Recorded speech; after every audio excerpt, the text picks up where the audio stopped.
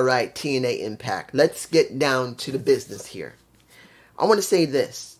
This was good because it did some progression for several characters, setting up not only beyond Bound for Glory, but at Bound for Glory.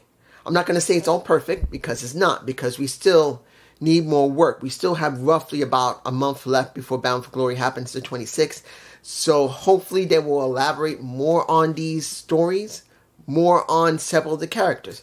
Let's open with the match that I was not too surprised about. Wendy and Rosemary, who won on NXT. But then we have Jordynne Grace and Soluka, brought in by Ariana Grace. We got 2 NXT stars this time for the women. I think that's a theme here, guys, if you haven't noticed. The theme here generally is the women get to shine in TNA more than the men will. Yes, we've had Zachary Wentz dealing with you know I love Wesley.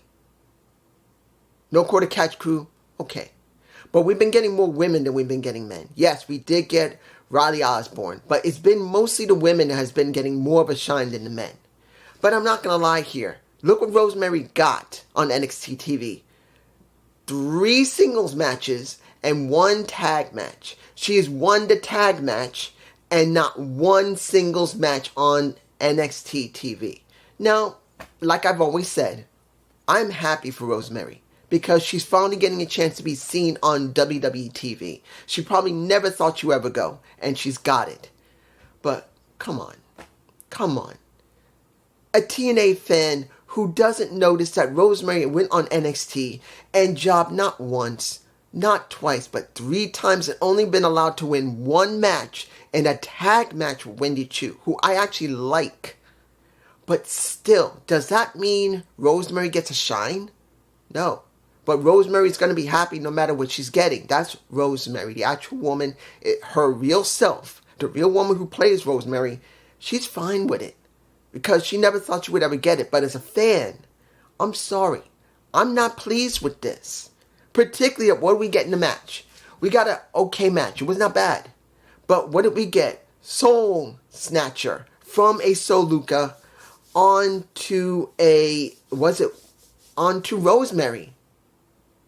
Rosemary, not Wendy Chu.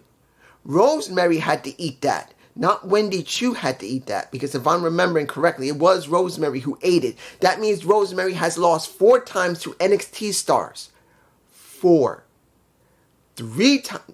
Yeah, pretty much 3 times on NXT. And now a 4th time on TNA in a tag match.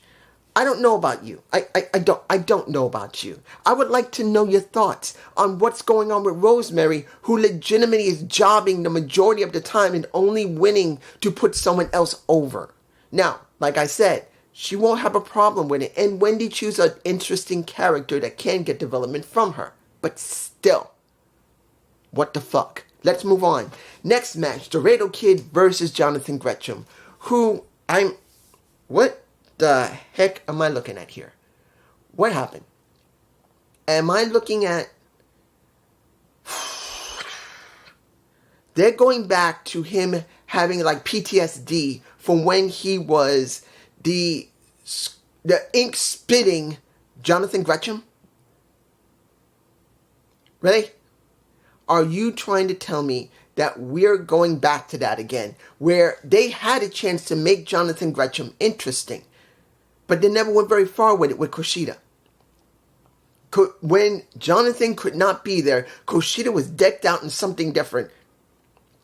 Wasn't even there. And then they reverted him back to the way he was when he went up against Charlie Dempsey, which I have to say, out of all the matches I've seen, even the one that happened yesterday on Dynamite when you had a Niles McGuinness versus Bryan Danielson, if you look at their Catch Can Wrestling Wednesday, compared to the match that Jonathan Gresham had with Charlie Dempsey, it doesn't compare.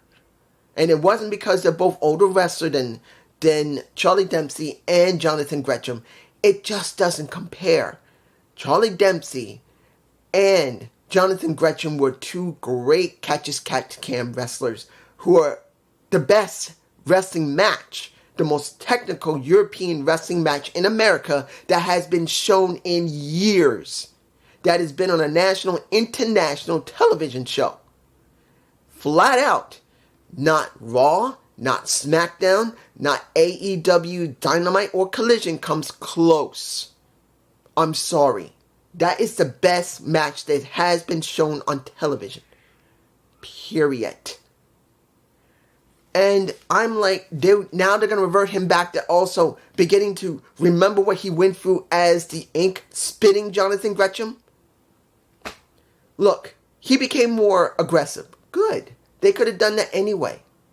He was more aggressive towards the Laredo Kid.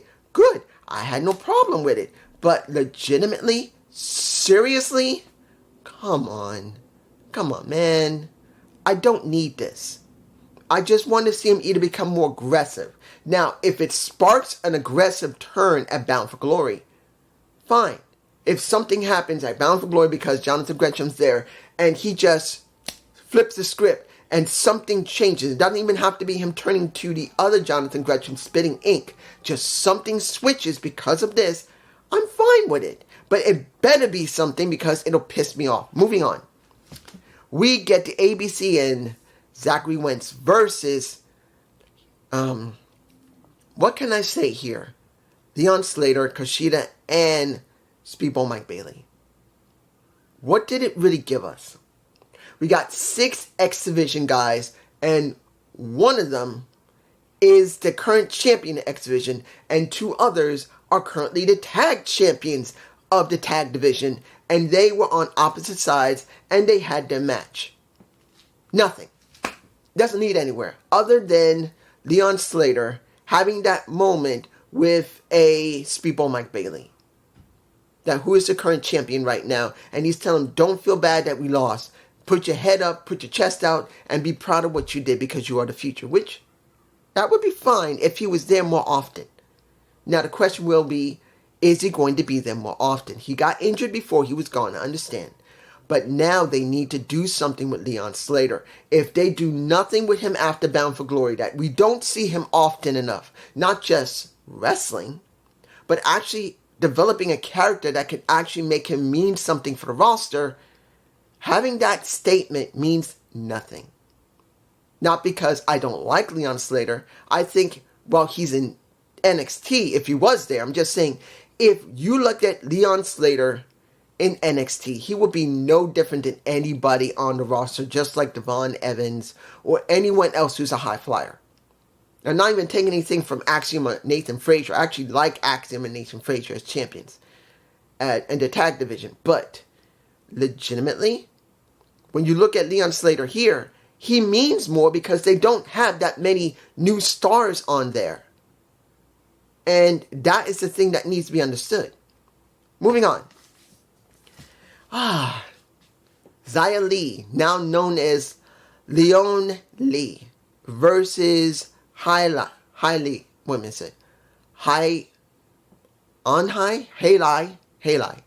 or Haley, maybe Haley? I can't remember her name. I'm blanking on her. I've only seen her maybe, I think once before. I could be mistaken. I think I've seen her once before. Haley, I think that's her name. Haley. Or Hey Hi. Either Hey Lie or Hey Hi. I'm sorry I'm taking time with this because it needed to be stretched out because this match was one-sided. Yes, when it came to Lon Lee, she did have to struggle a little bit. But we are talking about Xia Li. Let's make this clear. Xia Li, who was supposed to be touted as the first Chinese women's wrestler to come into WWE. It's been always Japanese females. This was the first Chinese female. And she was touted to be something important, but they never went anywhere with her. So now she's in TNA. Don't know how long she's going to be there. There's a possibility she may only do a couple of tapings and she's gone. Or maybe she might do 6 to 8 months and then she'll leave, which will suck because we really need women to stay more than just a year or less. But was she bad? No. She tried to get people to be interested in her as a face because she was trying to get people to cheer for her. She took her out. And I was not surprised. But it is a question of where they're going to go with her. She's now there. She may be seen in Bound for Glory, but the question's not going to be for Bound for Glory. What's it going to be after Bound for Glory, going into 2025? How many months is she going to stay? Will they do anything with her? Is there anything going to be produced with her? It's a big question. Next. Let me give it to you like this. And I know I'm skipping over what happened with a Marsha Slamovich and a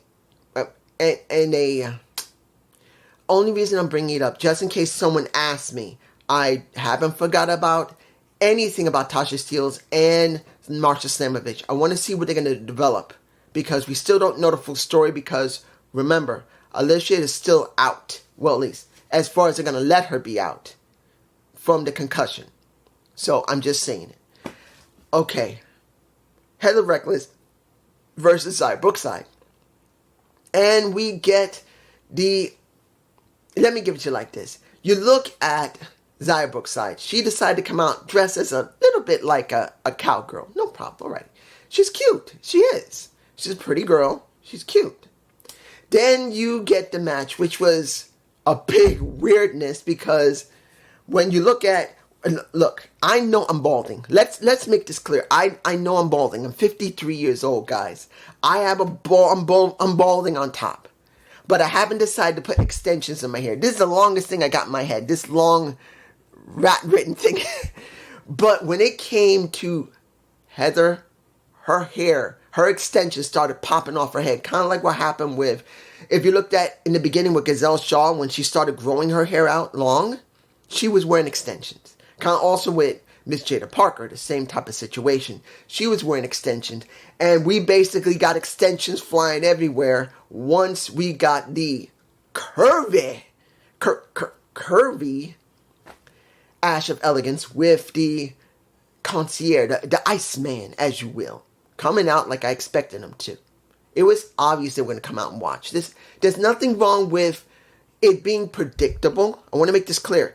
There's nothing wrong with being predictable if the person that is going to be joining the group is going to develop properly, not just with the ring attire, but also their character development.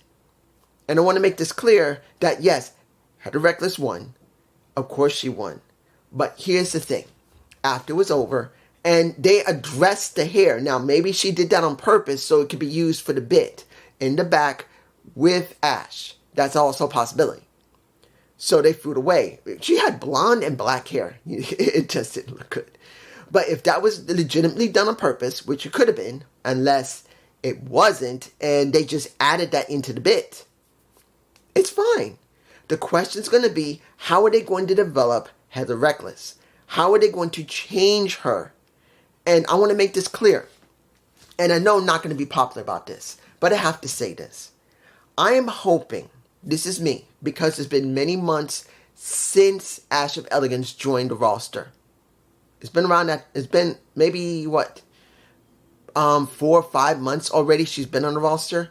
I'm hoping that she resigns for more than just maybe 9 to 10 months. I'm hoping she resigns for another 9 to 10 months. Because you need someone like Ash on the roster. I'm sorry, you do. For the women's division, you need some variation. It can't just be all either power wrestlers or some very strange women or some very mysterious women. You also need some over the top, very obnoxious women. And Ash is that. Let's make that clear. Ash is that person we need. We need her. Now, I can say only this, that Santana going into the system's locker room was ballsy. I don't know what that's going to give us when it comes to Bound for Glory, though. This is a big question. What will they gain by doing this to Santana? I don't know. Next, the one thing I knew that was going to have to happen. The Josh Alexander segment with Eric Young. I knew he was going to call out Eric because there was no other way they could do it after what they set up last week. And as I said, what happened with Ash of Elegance, this was predictable. when you see how Josh was upset, people were chewing him out saying you tapped out. He said, yeah, you're right. I went out on my shield and I proved that I was the best wrestler, but I also tried to make sure that people understood that when it came to Joe Henry, he needed to see if he believed in himself. But he called out Eric Young, said, you're my mentor, you're my friend, I thank you for what you said. And Eric put him over as the walking weapon. When you look at Eric Young, he is basically the beginning of the original TNA. He had to do it. He had to put him over as saying he's the soul of TNA. And trying to make it that he believes in Joe Henry and he believes in Josh Alexander is something that he had to do as a face. And I knew something had to happen. He could not revert back to a face that quickly. It's only been a few months. It would destroy the situation when it comes to his development as a heel. Because when eventually he turns back to a face, if they do it right, will be actually very good. And guess what? He took his head off and then tried to do the C4 spike to him, which he could not because AC Macklin came out to help him. But that's right around the time when he's about to take the head off of a Josh Alexander when Sin and Sinner came out. Sin and Saint came out, not Sin and Sinner. Sin and Saint came out and beat the living crap out of everybody. And what do we get? Josh Alexander fulfilling what Eric Young wanted. Because Eric Young made it very clear. You are going down a dark path. You need to be a locker room leader. You need to be a teacher because you're that damn good. Well, guess what? He's not going down the bad path as you think because he's doing exactly as you wanted. He's now become a teacher and he's taking on Sin and Saint as his students. His mentorship as you did, he's now mentoring Sin and Saint. Fine. We now have two new guys on the roster who's in the tag division. Sadly, we don't see that much of the helping hands, which it would be good to see them on the main roster and non-explosion or off somewhere else. This is what we got. Let's see, what else can I talk about? Now, I could also talk about Steph DeLanda showing up, asking is there any work for her because she can't wrestle. And pretty much Santino said, no, you can't do that. You just go home and get your neck surgery and just rest. And then Matt Cardona showing up. This was probably the last thing she filmed. And Matt Cardona is going to have a Monsters Ball match at Bound for Glory with PCO. Fine. The last thing she probably filmed before she went home to have neck surgery, or probably had neck surgery in America, and then went back to Australia to recover, counting if she doesn't live here in America and she is staying here. Fine. That's perfectly alright. That's alright. Now the question is, how are they going to build up Matt Cardona before going to Bound for Glory? Or they just leave it like this? I don't know. Let's move on to the last match, which was the number one contendership. This was already figured out. We knew. Let's make this clear. Before I talk about Puss in Boots, before I talk about Spy Kids and Antonio Banderas, let me say this. After the rumors had been talked about months ago because of Joe Henry becoming so popular, we knew that the current creative of TNA was going to write him to do something special. And this is culminating into that.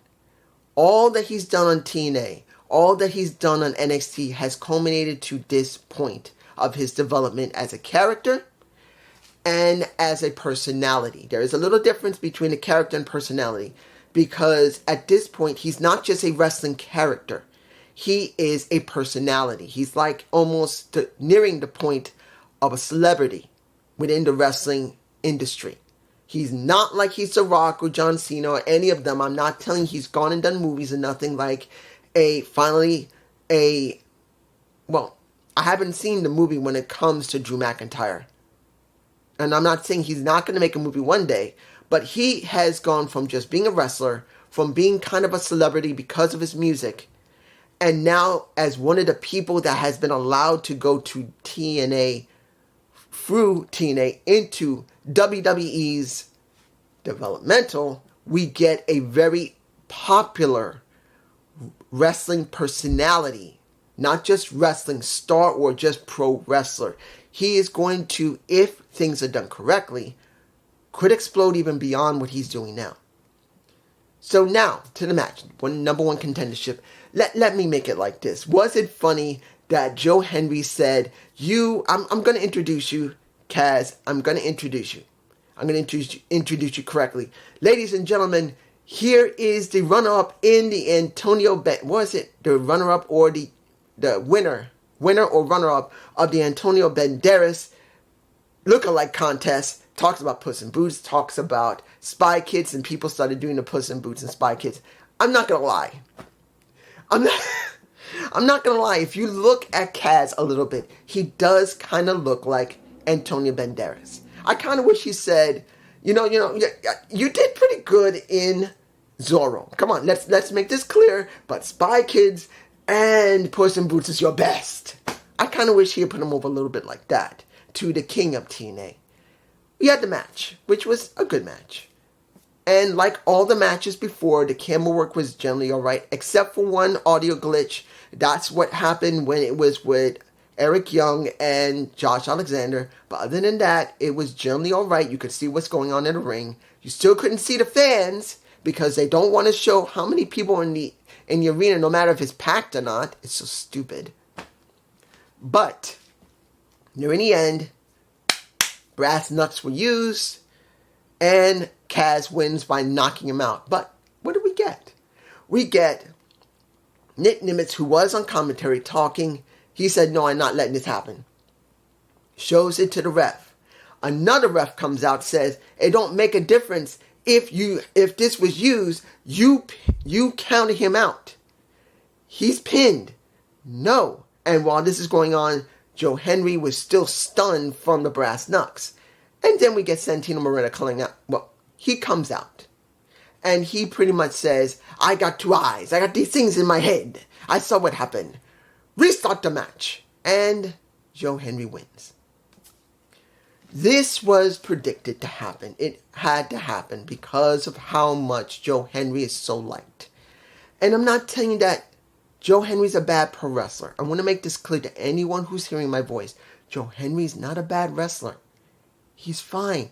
He's a good pro wrestler. He's got character. He's got charisma. He can talk. He now went beyond just being an ordinary pro wrestler because he had a hit song that went up the charts in UK and really became popular so far in America. He's now been one of the few people that has been constantly going back and forth between TNA and TKO WWE. He will now headline Bound for Glory. I don't know if they're going to be willing to put the title on him. I don't know. It's going to depend right now because it's the 26th right now. We still have a month left. We need to see how far they're going to develop him in the next couple of weeks. Because just leaving it and doing nothing will not help him. He's got to be developed more so when he does win the title, it will mean something. That's if they pull the trigger on him and not leave it on Nick and just let him have this match because they want to see how far he can really become popular. But this is just me. Peace.